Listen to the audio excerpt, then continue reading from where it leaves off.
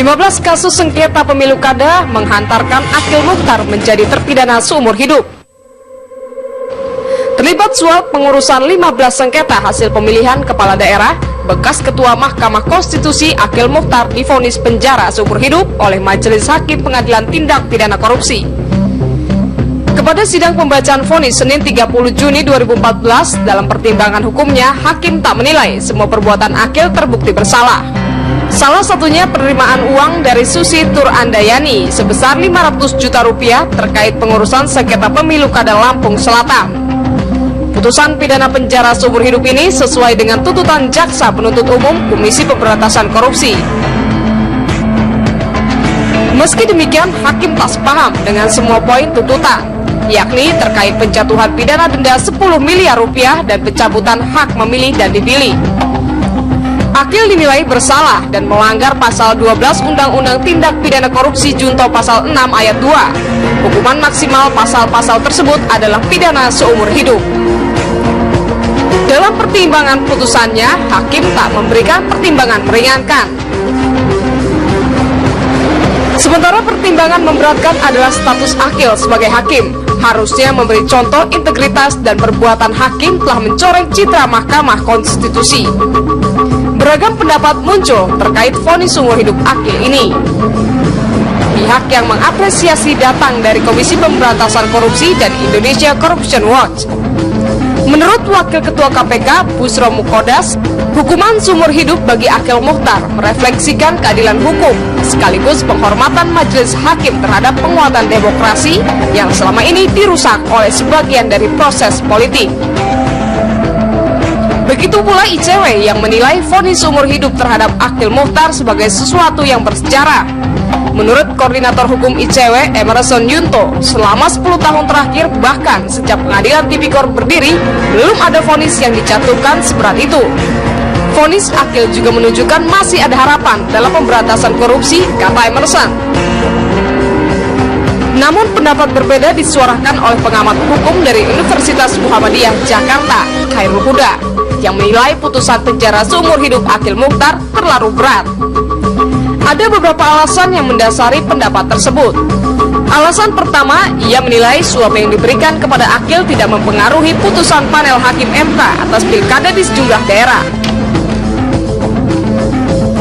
Alasan kedua, hakim sedianya mempertimbangkan Akil yang pernah berjasa kepada negara. Selama menjadi ketua MK ataupun anggota DPR, Akil telah bekerja untuk negara. Terlepas dari itu, yang jelas Akil Mukhtar tetap bersikukuh melihat putusan hakim tak mempertimbangkan fakta persidangan. Akil menyatakan akan banding, bahkan sampai ke Tuhan sekalipun. Begitu kira-kira kata Akil setelah vonis dijatuhkan.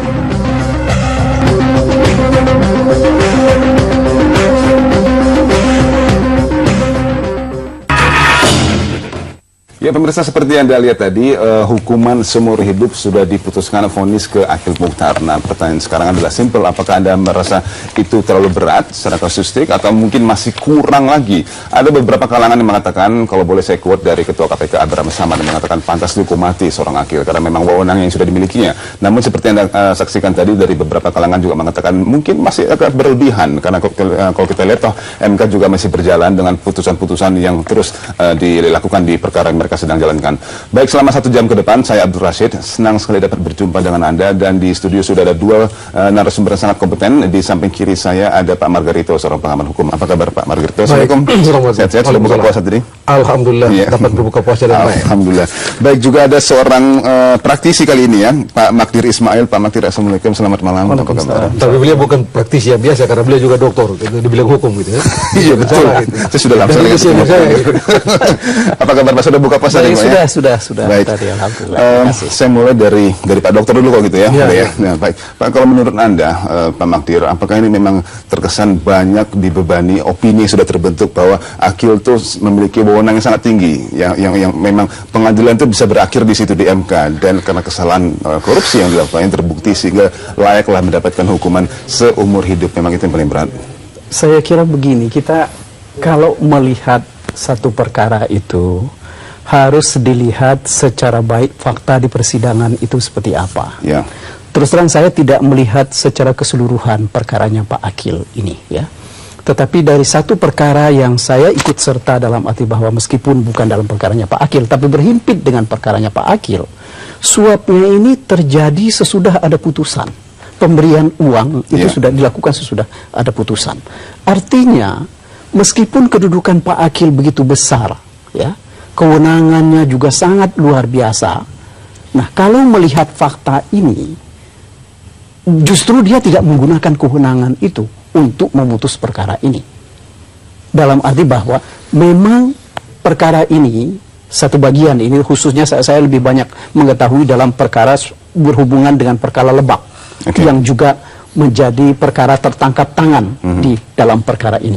Nah, dalam perkara Lebak ini, hakim panel, yaitu Pak Akil, Ibu Maria Parida, dan Pak Usman, Anwar Usman, mereka itu sudah memutuskan perkara ini tanggal 24 September misalnya.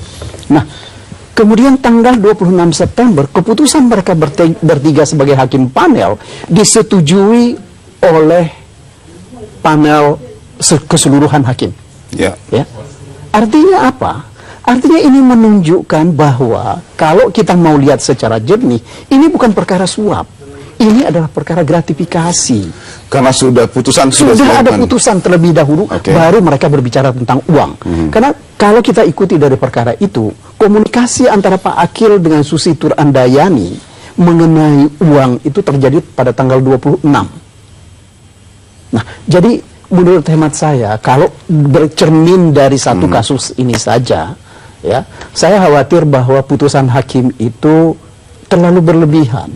Sebenarnya bukan putusan hakimnya yang berlebihan, mulai dari tuntutan jaksanya juga sangat berlebihan, karena mereka pun juga menuntut hukuman seumur hidup tanpa mereka mempertimbangkan melihat fakta di persidangan seperti apa.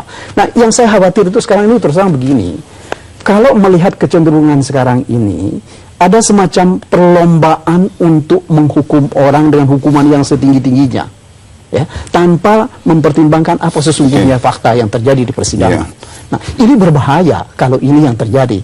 Kenapa? Karena proses peradilan itu bukan untuk mengadili orang. Proses peradilan itu untuk menghukum orang. Proses penghukuman namanya. Oke, saya akan lanjut lagi situ, tapi saya ke Pak Margarito. Nah, kalau saya lihat mungkin ada unsur efek jera, mungkin atau mungkin pelajaran bagi akil-akil lainnya bahwa jangan main-main sekarang koruptor seapapun pasti berat-berat hukumannya. Saya orang yang tidak percaya pada efek jera yang dalam tanda petik begitu ya, dianggap embedded pada pidana penjara itu. Mengapa? Kalaulah efek jera itu adalah hal esensial dan itu yang dicapai melalui pidana penjara, maka Anda tidak akan lagi menemukan tindak pidana yang lain. Misal katakanlah tindak pidana pencurian misalnya. Faktanya tindak pidana pencurian itu Anda dari dulu sampai sekarang begitu juga. Di narkoba misalnya, hukumannya kan luar biasa berat. Tetapi justru napi yang dihukum dengan karena mengedarkan, memproduksi dan macam-macam itu justru mengendalikan peredaran narkoba dari dalam penjara begitu. Apa gitu. Salah satu studi yang pernah dilakukan oleh Profesor Setapi, cuma sayang sekali Profesor Setapi itu jarang sekali ya merujuk hasil studinya itu. Dia menemukan dalam studi disertasinya itu dia menemukan kenyataan begini. Ada seseorang X, kata sebut saja begitu, melakukan tindak pidana pencurian dan dia dihukum mati dengan cara digantung di tengah lapangan, di atas tiang gantungan di tengah lapangan. Apa tujuannya pelaksanaan hukuman itu dilakukan di tengah lapangan itu? Tujuannya adalah ini memberikan pesan kepada orang publik bahwa kalau Anda mencuri ya begini nih. Anda tahu? Mereka yang datang menonton pelaksanaan hukuman itu justru kecopetan. Orang yang datang menonton pelaksanaan si X digantung karena mencuri itu justru kecurian di tengah peristiwa itu. Jadi apa? Karena itu menurut saya pidana, dan karena itu kita ini orang-orang yang belajar hukum itu tahu gitu bahwa pidana bukanlah satu-satunya alat untuk katakanlah itu tadi seperti Anda bilang menciptakan efek jera itu. Ia adalah alat paling terakhir yang diandalkan, bukan alat utama dan terutama dalam soal penciptaan lingkungan yang baik dan macam-macam itu atau mencegah kejahatan macam-macam itu. Bukan itu. Oke. Kalau orang, apalagi kalau orang belajar misalnya belajar mengenai ilmu tentang korban, ilmu tentang victimologi, Anda akan menemukan bahwa korban kadang-kadang berperan. Itu sebabnya kalau saya perhatiin ya, kalau saya perhatiin katakanlah host-host di banyak stasiun televisi nih, yang cewek-cewek terutama kan, mereka kan nggak pakai apa-apa. Jam tangan, aksesoris yang macam-macam itu nggak, kalau toh dipakai aksesoris yang biasa-biasa saja. Iya. Sebab kalau Anda menampilkan diri dengan wah begitu, sama saja dengan Anda mengundang untuk dirampok. Karena itu kalau Anda pergi ke Tanah Abang misalnya, Anda jangan pakai emas di tangannya gede-gede, yang di kalung yang gede-gede dan segala macam. Anda sama dengan kalau dalam studi victimologi, Anda mengundang untuk dirampok orang. Oke, dalam kasus ini berarti kalau kita belajar juga victimologi, berarti sang korban atau mungkin dalam hal ini dari Lebak ya Pak Magdir ya, mungkin ya. Jangan-jangan dia berperan juga. Nah, gitu. kan, Begini, kalau lihat kasusnya ya, ini seperti saya katakan tadi bahwa salah seorang pengacara ini dialah yang memulai mendahului bicara dengan Pak Akil minta tolong terhadap perkara yang sedang dia tangani. Nah, dalam dialog yang sempat direkam oleh penyidik, itulah terjadi tawar-menawar antara Pak Akil dengan si pengacara itu tadi, namanya Susitur Andayani. Nah, kemudian yang kedua, misalnya Gunung Mas. Saya dari dokumen yang sempat saya baca, itu juga hampir seperti itu. Ketika sudah mulai sidang, persidangan sudah dimulai, Ibu Khairun Nisa itu menghubungi Pak Akil, menghubungi Pak Akil minta tolong, bagaimana supaya perkara ini bisa dimenangkan, supaya orang yang menang ini tetap dimenangkan. Nah, kemudian hari berikutnya si Hamid Bintih, calon bupati itu yang datang sendiri ke tempat Pak Akil. Artinya apa? Peran dari orang-orang yang kita sebut victim sebagai korban ini tadi, justru mereka yang mendahului. Ya, tapi sebagai hakim di MK tentunya kan boleh lah. Ini persoalannya.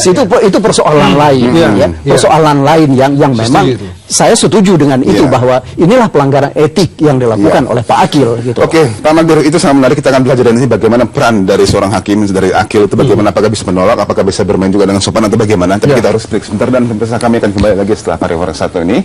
Pastikan Anda tetap bersama kami.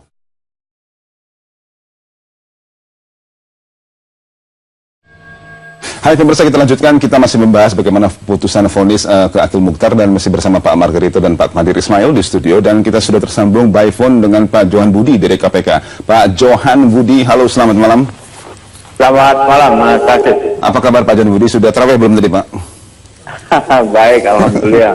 Baik Pak, kita membahas putusan vonis seumur hidup kepada Akil Mukhtar. Tadi kita bahas di studio bersama Pak Margarito dan Pak Magdir bahwa mungkin memang terlalu berat, dan juga mungkin opini masyarakat yang memang dibentuk oleh media terhadap bagaimana wewenang luar biasa yang dimiliki oleh seorang hakim, itu rasanya justru menjadi pemberatan yang mungkin agak keberatan mungkin. Nah, dari KPK sendiri tanggapan bagaimana Pak? Ya, sejak awal kan ada pertimbangan-pertimbangan dari KPK kenapa Pak Akil dituntut seumur hidup.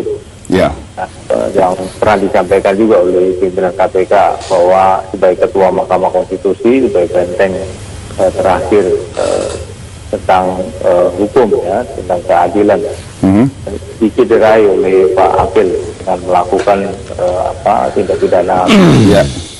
Yang kedua, ini juga merusak tatanan demokrasi.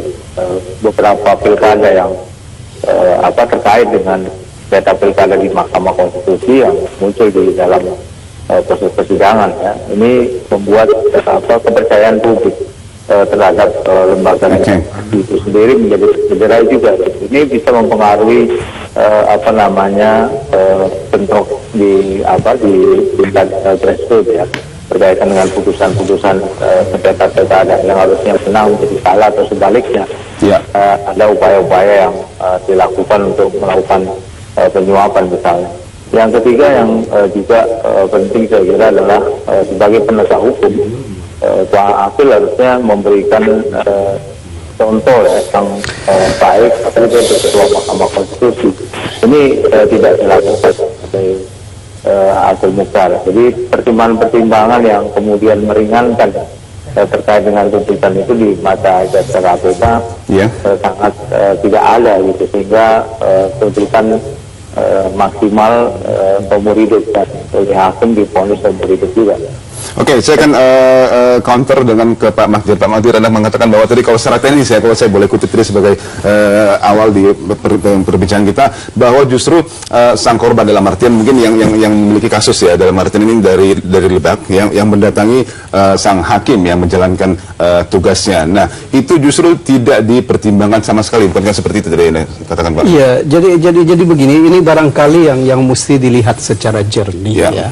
Ini kan opini yang terbentuk selama ini, entah dari mana saja sumber beritanya, seolah-olah Hakim Akil Mokhtar itu yang memang menggunakan kekuasaannya untuk mencari uang dengan cara, ya dalam tanda kutip, memeras orang atau meminta uang terhadap orang-orang yang berperkara ini.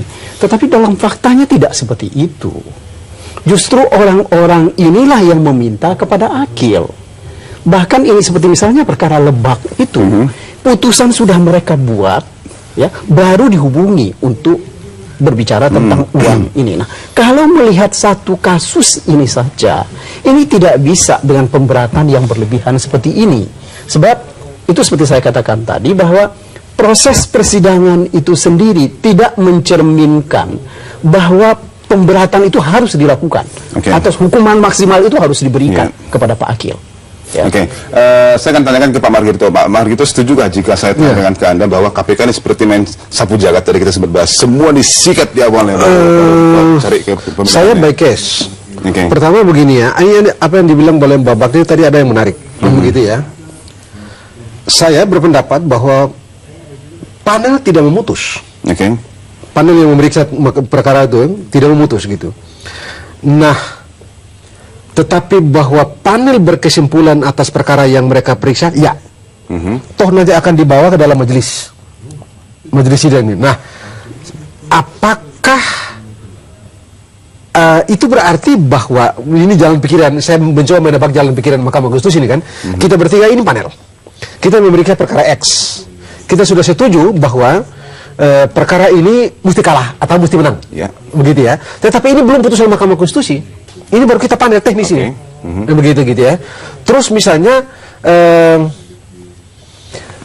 nah, jadi apa yang kita putuskan di sini bisa berbeda, bisa dibawa ke majelis besar itu, begitu ya. Nah, kalau yang ini kita informasikan kepada orang yang berperkara, saya berpendapat salah. Jangan-jangan maka KPK melihat seperti ini. Cara pandang Mahkamah Konstitusi, Komisi Pemberantasan Korupsi ini gitu ya. Betul, ini sudah ada, apalagi sudah ada putusan. Lalu karena ada putusan, baru satu di antara kita ini bernegosiasi dengan orang, atau menerima negosiasi orang, atau menerima tawaran orang. Begitu-gitu. Lalu nanti di dalam majelis dia menggunakan pengaruhnya misalnya, atau mati-matian harus begini, harus begini, harus begini, harus begini. Apakah Komisi Pemberantasan Korupsi menemukan fakta seperti itu atau tidak? Ini itu yang Pak Johan, itu satu analogi sangat menarik tadi disampaikan Pak Margarito. Pak Johan, mungkin ada tanggapan dari Pak Johan langsung? Ada beberapa sengketa pilkada ditangani oleh Pak Akil Mokhtar, baik dia sebagai hakim konstitusi maupun peran dia selaku ketua Mahkamah Konstitusi.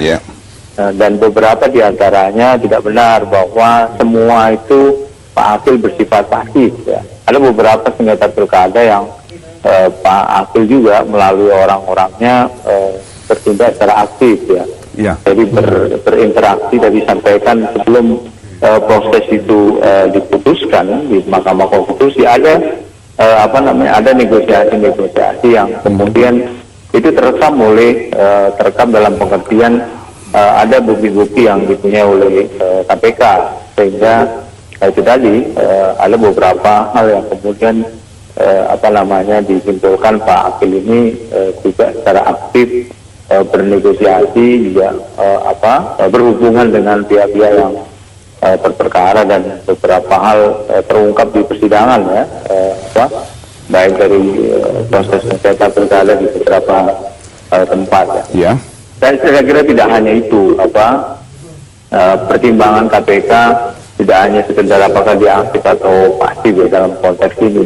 tapi juga harus dilihat konteks secara menyeluruh sebagai ketua Mahkamah Konstitusi yang sebelumnya Mahkamah Konstitusi begitu sangat dipercaya oleh publik sebagai tempat mengkantung dalam kaitan dengan sengketa pilkada. Ini tercederai juga perbuatan tersangka atau terdakwa yang sudah diponis dan beberapa hal tadi yang saya sampaikan. Oke, Pak Johan, saya ingin tanyakan juga, ada beberapa survei mengatakan, LSI mengatakan bahwa kepercayaan publik itu degradasi, kepercayaan terhadap MK jauh menurun. Nah, angkanya mencapai lebih dari 60%. Nah, saya ingin counter lagi ke Pak Margarito. Pak Margarito, apakah memang seperti Pak Margarito katakan, memang MK itu satu-satunya tempat orang memang mengadu untuk pengadilan paling tinggi, nggak ada pilihan lagi? Betul. Nah, memang begini, saya di batas tertentu menolak argumen bahwa terjadi degradasi yang luar biasa. Ya, tetapi di sisi yang lain, saya juga berpendapat bahwa ini hal yang tidak bisa terjadi di Mahkamah Konstitusi. Mengapa? Karena Mahkamah Konstitusi menurut saya ia dirindukan dan dibentuk dengan alasan-alasan dan mimpi-mimpi yang begitu agung. Karena itu orang-orang yang ada di Mahkamah Konstitusi adalah orang-orang yang dalam tanda petik orang-orang yang kita agungkan, orang-orang kita memuliakan. Di mana letak keagungan dan atau kemuliaan dari Mahkamah Konstitusi itu? Pertama, begini, pembentuk undang-undang atau kita warga negara, Anda, saya, dan macam-macam orang ini bisa dihabisi oleh negara melalui undang-undang. Ya, di masa lalu itu begitu banyak hal terjadi melalui hukum. Ya, penguasa-penguasa itu menghabisi warga negara dengan menggunakan hukum, begitu ya. Dan ini tidak bisa dikoreksi. Agar supaya bisa dikoreksi, maka kita bentuklah Mahkamah Konstitusi itu. Karena itu disitulah letak keagungannya. Nah, kok tiba-tiba kita menemukan kenyataan seorang Mahkamah Konstitusi, ketua Mahkamah Konstitusi, kita menemukan kenyataan seperti ini. Pada titik itu saya kesal. Begitu ya. Tetapi kalau Anda mengatakan bahwa peristiwa itu mendegradasi institusi, tidak. Saya berpendapat tidak. Mengapa? Pada waktu kasus ini sedang berjalan, ketika itu baru sedang asik rame-rame betul pada waktu itu, ada 14 perkara yang diperiksa dan diadili oleh Mahkamah Konstitusi. Satu terakhir yang juga ramai pada waktu itu, Anda tahu kan, kasus Pilkada Ambon. Sampai orang pada naik-naik di atas kursi, meja dan segala macam itu. Nah, itu satu gitu ya.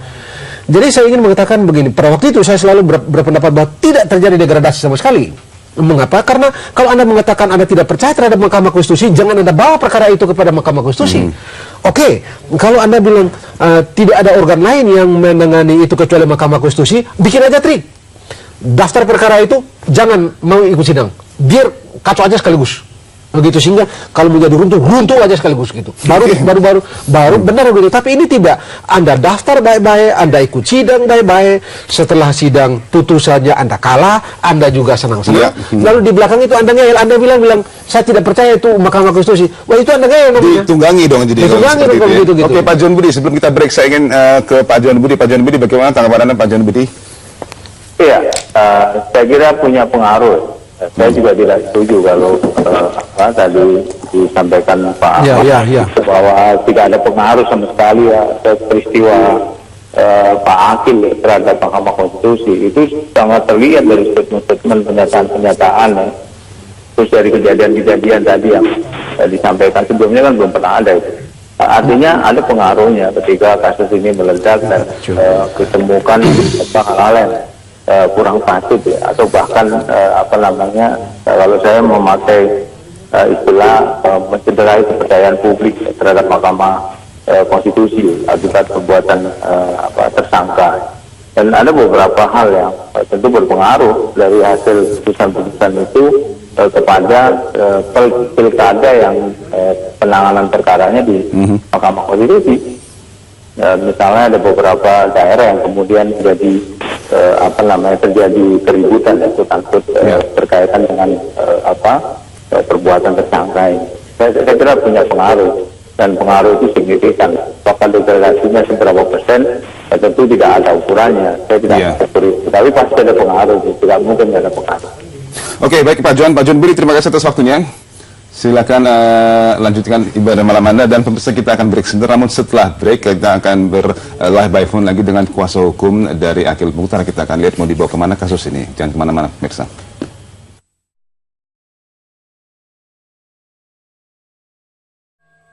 Oke, kita lanjutkan bagaimana ini vonis ke Akil Mukhtar. Kita tadi sudah live by phone dengan Johan Budi dari KPK yang mengatakan yes, jelas memang ada sangat pengaruh bagaimana kepercayaan publik terhadap satu lembaga hukum tertinggi di Republik Indonesia ini. Dan saya ingin ke Pak Magdir sekarang. Pak Magdir, tadi kita sudah dengar sendiri dari Pak Johan mengatakan bahwa memang sepantasnya seperti itu, ya kan? Oke, kalau boleh saya tambahkan lagi, tadi saya baca barusan bahkan ada kalangan yang mengatakan, Ketua KPK mengatakan pantasnya dihukum hukuman mati. Nah, itu mungkin lebih pantas lagi atau mungkin sangatlah tidak pantas? Saya kira itu berlebihan. Sekali lagi itu menurut hemat saya berlebihan ya. Opini yang dibentuk memang sejak Akil ditangkap, Pak Akil ditangkap itu kan luar biasa memang. Ya. Ada yang hukuman mati, misalnya mantan Ketua Mahkamah Konstitusi Pak Jimli hukuman mati. Kemudian juga Pak Mahfud juga mengatakan hukum seumur hidup dan seterusnya. Begitu banyak orang yang berkomentar seperti itu tanpa pernah melihat dan membaca keadaan sesungguhnya dokumen-dokumen yang berhubungan dengan perkara itu. Nah, artinya apa? Apa yang saya mau katakan, kita itu terlalu cepat berkomentar sebelum melihat faktanya seperti apa.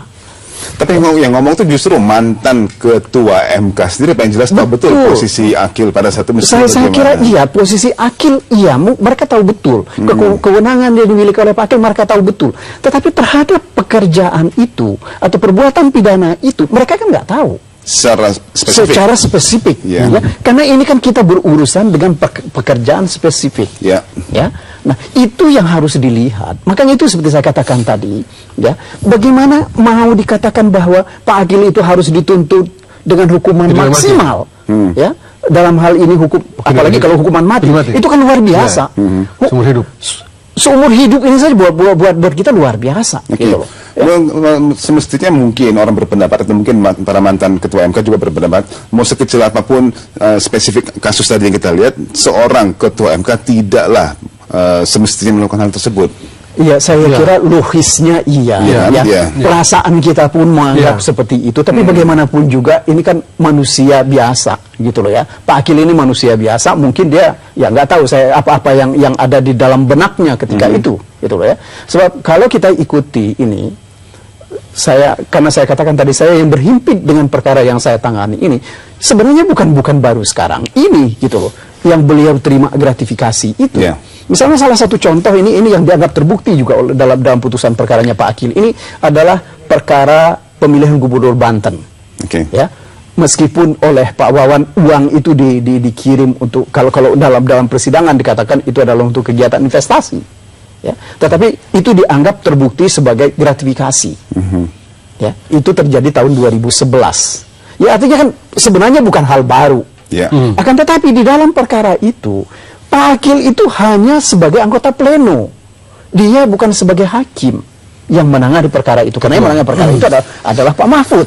Nah, jadi kalau kita lihat seperti ini, ya, bahwa penerimaan uang oleh Pak Akil itu akan mempengaruhi putusan hakim, itu tidak. Berarti semua dicoba dikaitkan ke situ. Itu yang sekarang ini yang terjadi seolah-olah dibuat sedemikian rupa bahwa Pak Akil itu termasuk ketika masih menjadi hakim biasa di Mahkamah Konstitusi menggunakan kekuasaannya ini untuk mencari uang, untuk mendapatkan uang yang sebanyak-banyaknya dengan menyalahgunakan kekuasaan itu. Padahal itu tidak semua ini justru memberatkan ya. Semuanya itu dianggap memberatkan. Dan justru yang meringankan tak ada, bahkan bagaimanapun jasa seorang hakim dan juga seorang sempat menjadi ketua MK tidak diperhitungkan sebagai hal yang meringankan. Itu juga Pak Market. Iya, ini juga agak ini ya.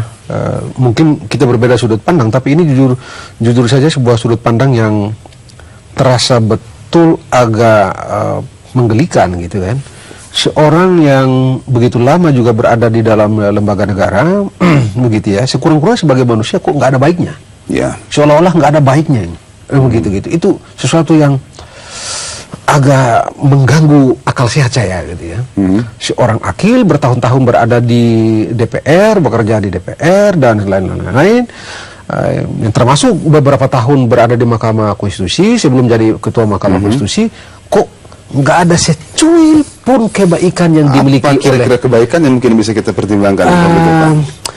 Paling tidak kan dia pernah bertugas sebagai anggota DPR, melaksanakan fungsi-fungsi sebagai anggota DPR, dan fungsi-fungsi itu berwujud dalam membentuk undang-undang dan lain-lain, dan itu dipersembahkan untuk kemaslahatan bangsa ini, begitu kan. Masa sih itu nggak dibilang baik?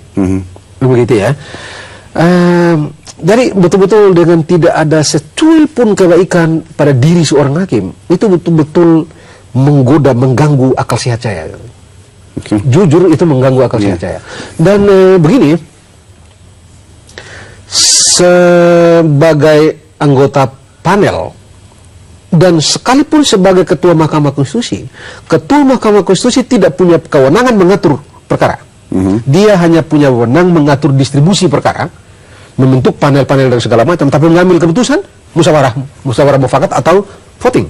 Itu sebabnya kan kita menemukan apa di dalam perkara-perkara ya bisa disenting, Anda bisa pungkurin atau dan lain-lain. Anda jadi seorang ketua Mahkamah Konstitusi tidak serta-merta dia menjadi boss of the boss dari Mahkamah Konstitusi itu dalam soal perkara, tidak. Bahkan dalam pembagian perkara itu berdasarkan nomor.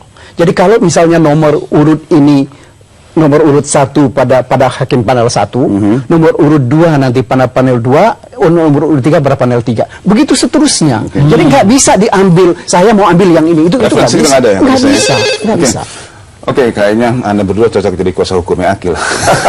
saya ingin bicara dengan kuasa hukum Akil, nanti kita coba live by phone. Sementara sudah ada penelpon yang sudah masuk, kita akan berbicara langsung. Halo, selamat malam. Halo? Ya, halo malam Bapak, dengan Bapak siapa, dari mana? Dengan Jaya Bagus. Pak Jaya Bagus dari Jakarta. Ya, silakan Pak. Kalau bisa sih ganti sumber hidup, Pak. Ya? Kalau bisa ganti sumber hidup. Kenapa Pak? Kalau bisa ganti sumber hidup. Ya, kenapa kalau bisa jangan? Ya, makanya masyarakat ini lelah Pak dengan hukuman seperti itu. Ya, namun fakta-fakta di pengadilan kan sudah jelas membuktikan bahwa Akil bersalah dan juga hal-hal yang memberatkan dan lainnya. Nah, kenapa Anda berpendapat jangan kalau bisa dihukum seumur hidup? Sekarang hukuman tangan lagi dia nggak bisa Pak, hukuman potong tangan. Ya. Gitu. Oke. Oke, kalau gitu menurut Bapak sebaiknya dihukum berapa lama kalau tidak seumur hidup? Hukuman mati aja Pak. Oke, hukuman mati. Kenapa? Tadi kita selama setengah jam lebih kita bahas ini. Mungkin kenapa kalau saya boleh tahu dari Pak Bagus, kenapa sebaiknya hukuman mati saja? Karena biar para korupsi itu pada takut. Ya. Oke. Jadi biar pada takut semua Pak. Oke. Nah, Pak Bagus, sebagai rakyat, saya ingin tanyakan, Anda mewakili rakyat kali ini. Nah, apakah hukuman-hukuman yang dijatuhi, divoniskan kepada para koruptor baru-baru ini, apakah itu sudah cukup keras mungkin? Seperti kita lihat beberapa... Belum ya? Belum. Oke.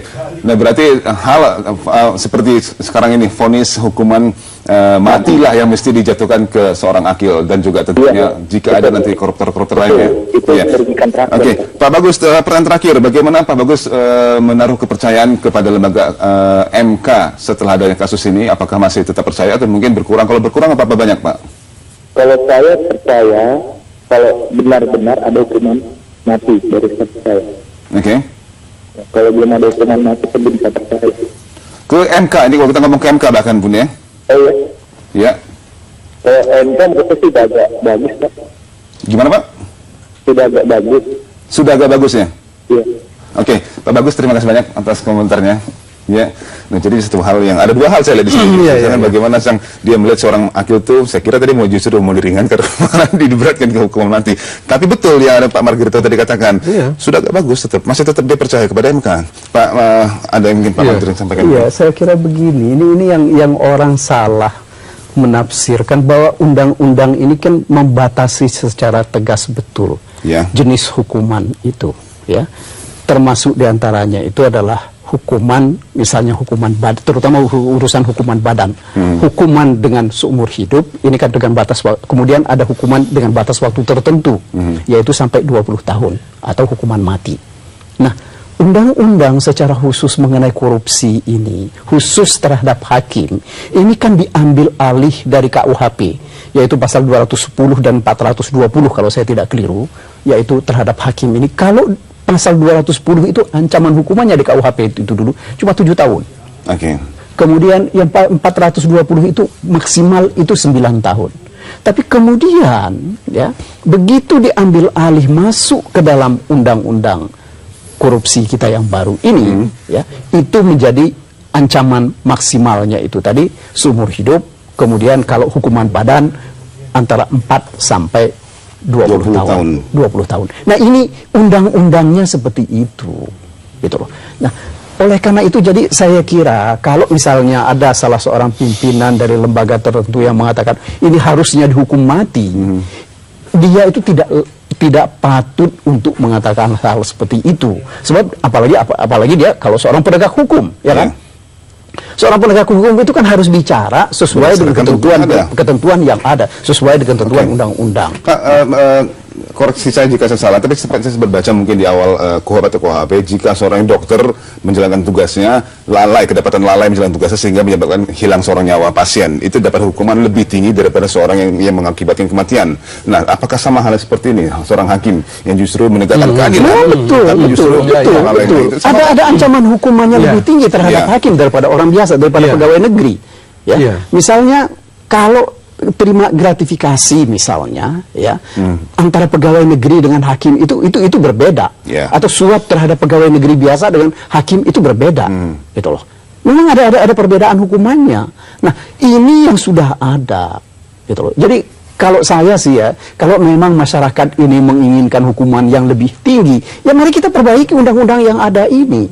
Mari kita integrasikan KUHP kita ini dengan undang-undang korupsi menjadi satu ketentuan undang-undang. Tapi kemarin kan ditolak oleh KPK.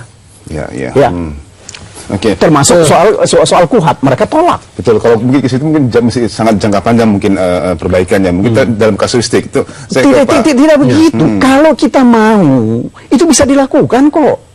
Pak Margarito. Begini, saya setuju tadi Anda menganalogi yang bagus sekali begitu ya, dokter dengan orang biasa begitu ya. Ini kan officium nobel, jabatan yang sangat agung.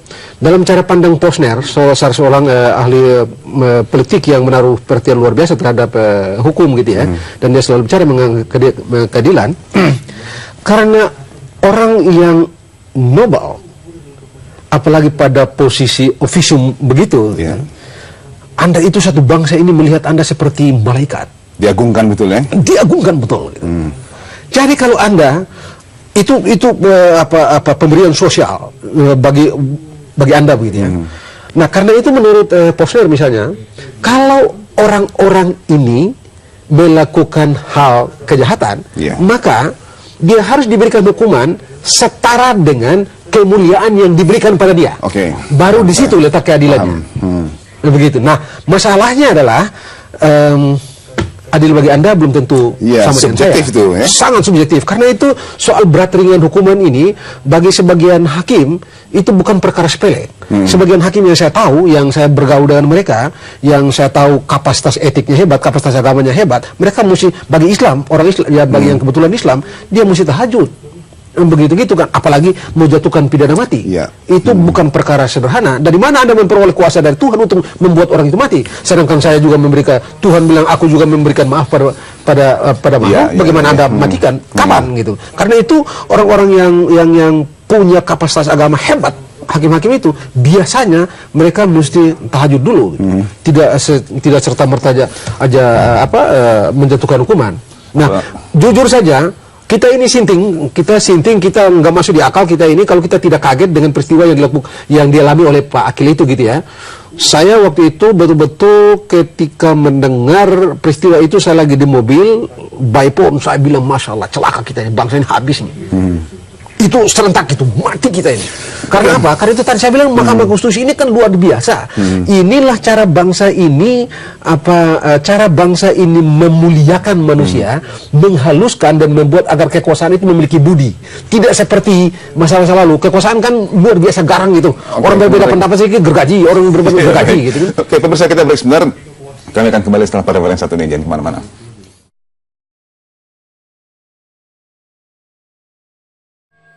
Pemirsa, kita di segmen akhir kita membahas bagaimana nih vonis terhadap Akil Mukhtar. Saya minta closing statement Pak Magdir. Jadi kira-kira apa yang harus dilakukan kuasa hukum Akil kali ini? Apakah tetap harus banding? Saya kira kalau saya tadi pagi itu kebetulan secara bersamaan lagi saya jenguk klien saya, dan kuasa hukumnya juga lagi jenguk Pak Akil.